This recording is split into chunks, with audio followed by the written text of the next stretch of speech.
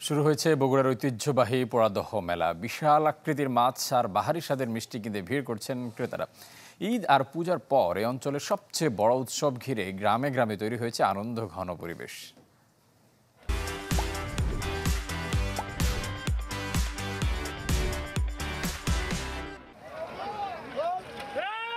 বিশাল আকৃতির সব মাছের সমারোহ বগুড়ার পোড়াদহ মেলায়।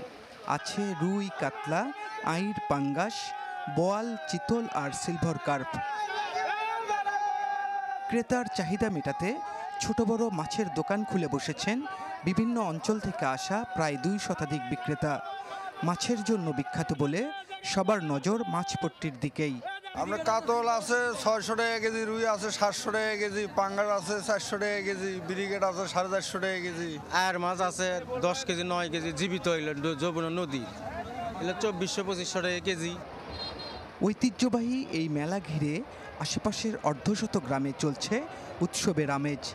মেলা উপলক্ষে এলাকার প্রতিটি বাড়িতে নায়র এসেছেন মেয়ে জামাইরা। কে কার চেয়ে বেশি ওজনের মাছ কিনে শ্বশুর বাড়িতে ফিরবেন, চলছে সেই প্রতিযোগিতা। এখানে মেলায় আসছি বেড়াতে, তা শ্বশুর বাড়িতে মাছ নিয়ে যাওয়ার নিয়ম। এখানকার নিয়ম হচ্ছে যে শ্বশুর বেড়াতে আসলে মেলার মাছ এবং মিষ্টি নিয়ে যাওয়া লাগে। জামাইরা মাছই কিনে, মাছ কেনার জন্যই আসে। আমি চাইছিলাম যে বড় একটা মাছ কিনবো, বাট হয় নাই। সর্বোচ্চ এটা 9 কেজি মাছ একটা কিনলাম। আয়োজকরা বলছেন এই এলাকায় এক সন্ন্যাসীর আগমনের দিনকে স্মরণ করতে প্রায় 200 বছর আগে হিন্দু ধর্মের অনুসারীরা শুরু করেন এই মেলার। সময়ের পরিক্রমায় সেটি রূপ পেয়েছে অসাম্প্রদায়িক উৎসবের। পুজো উপলক্ষে প্রথম হয়ে আসছিল, এখন পুজোও চলছে এবং মেলাকে এটা হলো মনে করেন যে মিলন মেলা হিসেবে পরিণত হয়েছে, জামাই মেলা হিসেবে পরিণত হয়েছে। মাছের মেলা হলেও সাংসারিক জীবনের সবই মিলে এখানে।